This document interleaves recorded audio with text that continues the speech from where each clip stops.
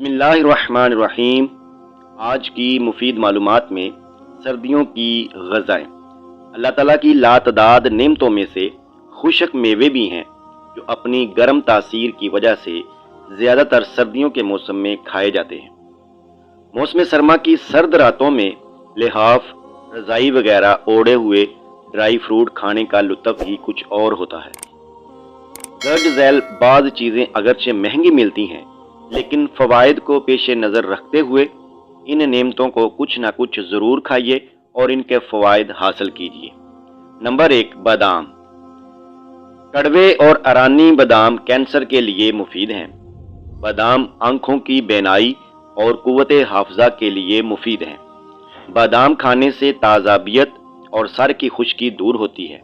Number 2, पिस्ता।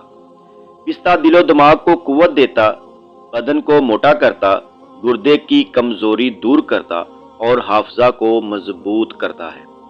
पिस्ता खाना खांसी के लिए मुफीद है। नंबर 3, मूंगफली।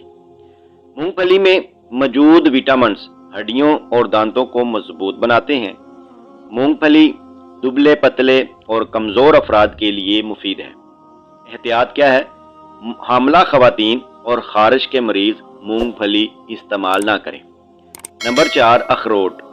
अखरोट का भुना हुआ मगज़ सर्द खांसी के लिए मुफीद है।